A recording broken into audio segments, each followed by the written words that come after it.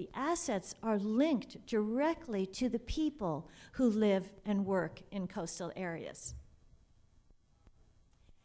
Now, several speakers so far have emphasized that the regions are leading the way, really, in responding to climate change.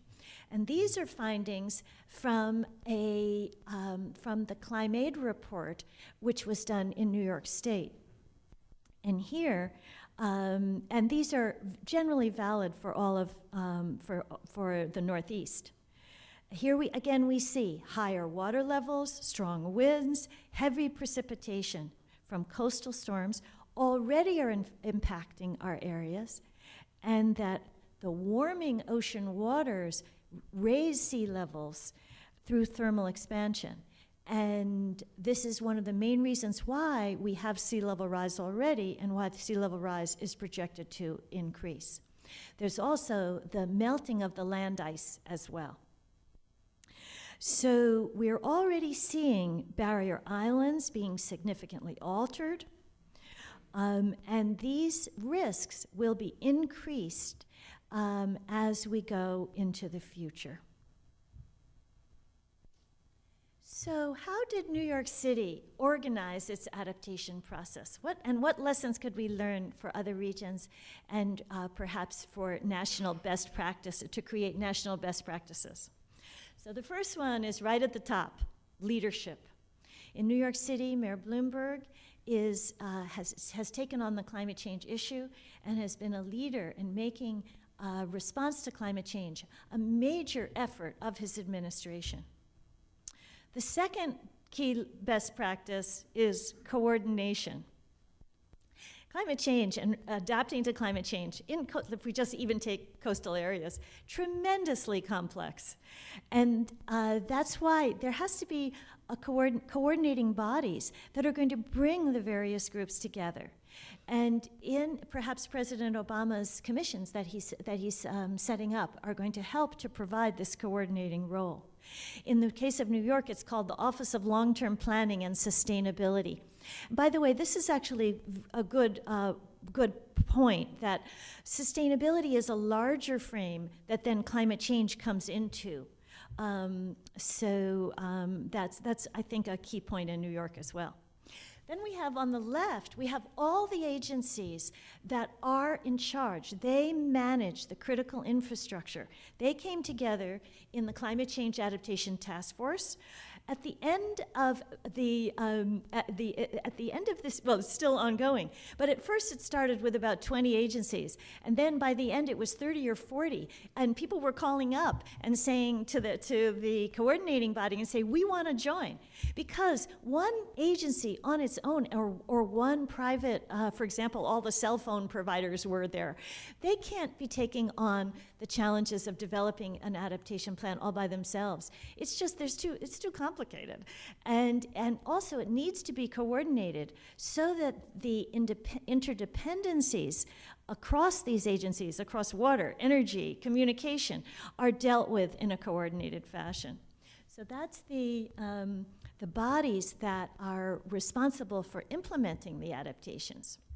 Then on the right-hand side is the other part of the process, which is the part that I'm part of, which is the climate science and the knowledge about climate change that's needed to actually carry forward with the implementation. And in our group, we had university scholars, private sector experts. So for example, we had Swiss Re reinsurance experts they are risk experts, for example. And we provide the climate information, risk information that's needed for the implementations to actually take place. So this was done by Mayor Bloomberg, who convened the first New York City panel on climate change in 2008. And we provide foundation reports so that the entire region can utilize the same set of coordinated climate risk information. And I just gave Bill a copy of our report. Another key part is that before Hurricane Sandy in August, and Mayor Bloomberg signed it in September of 2012, the New York City Panel on Climate Change was codified into law so that for every coming administration, the climate knowledge providers are going to provide updated climate risk information. This is also very important because climate change means, right? There are two words, climate and change. Because climate is changing, we can't have one report. We say, scientists, tell us what climate change is, give us the report, thank you very much, and go away. The climate system is evolving, it's changing. And while we have projections of what those changes will be, we have to be continuously monitoring and learning to see how the climate change is actually progressing. And that's why, and this makes it challenging for democracy in which administrations change. And so what if the next mayor, although we hope Mayor-elect de Blasio will care as much about climate change as Mayor Bloomberg has. Now we have an ongoing body to provide the climate risk information. Now, another key part is to have a framework for thinking about adaptation. And this in New York, and the NPCC created such a framework called Flexible Adaptation Pathways. And this schematic is showing what we mean by this. This can be a guiding principle. This sets the guiding principle for a region. And here we have risks going up on the y-axis, time going across. And there's a wavy blue line, which is it's called the societal acceptable level of risk. This is what can our citizens actually withstand? Now, at first we had that a straight line, but it actually goes up and down because, for example, after we have a Hurricane Sandy, right, the risk tolerance actually is lower. People realize we need to be prepared. So we need to understand that societal levels of acceptable levels of risk are changing as we go forward too. Now, the blue straight line is if we do nothing, and we keep all of our coastal structures and infrastructure just the way we are now. Eventually, we will cross, for sure, because of climate change, risks going up, we will cross that level of risk. So we need to do something. But if we only do one thing, if we just choose one thing and go on the orange and say, yes, we're done, we will delay crossing the level of risk, the acceptable level of risk, but we will for sure eventually cross it. So the challenge of what we need to do as an entire coastal society is to stay, and it's actually on the yellow, but it's yellow and green lines, it's actually the green. The yellow line is a flexible adaptation pathway in which we take some measures, we monitor and reassess, and then when needed, we reduce risk. Then when we monitor, and when we have to do further things and be flexible in our adaptations, we continue through time. That's very good for the adaptation side, but there's one more piece, which is what the green line includes as well, which is mitigation of climate change, which is reduction of greenhouse gases in the atmosphere, thereby reducing the ultimate magnitude and rate of change of the risks. In order to be truly responsible, and we were just talking with Paul earlier, and Bill, we really also need to talk about how the Institute will handle and work towards mitigation as well as adaptation. It's only when you do both are we going to be able, as a society, and coastal societies in particular, to stay below the acceptable levels of risk. Now, New York City also, there are lots of these around us. As Kurt says, there's all these tools and decision support. This is an example of one of them, the steps that we helped develop in New York City for, well, how do you actually figure out adaptations? You go through a risk management process, which all corporations and managers are very familiar with. You identify current and future climate hazards. You conduct an inventory of your infrastructure and assets.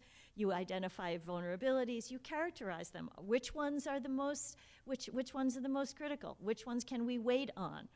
And then we develop strategies. We identify opportunities for coordination. That's a key part of what the Institute, I believe, is about. Then we prioritize strategies. We won't be able to do everything all at once, and we certainly won't be able to pay for it. What will we do first? You have to go through this process to decide. And then you prepare and implement the resilience plans. And the final one, as I was saying, monitor and reassess because of that second word in climate change. Now, when we think about adaptation also, what are we talking about?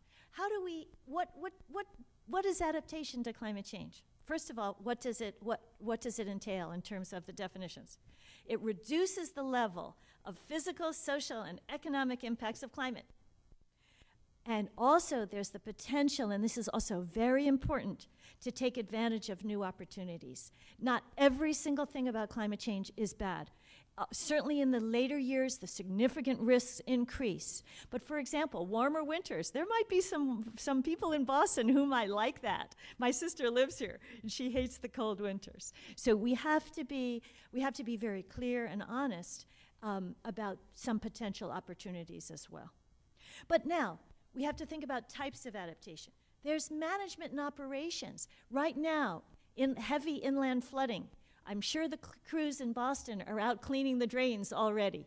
That's the simplest adaptation. Management and operations doesn't cost a lot of money. We can do this right now, and I'm sure Boston crews are doing that. New York is too.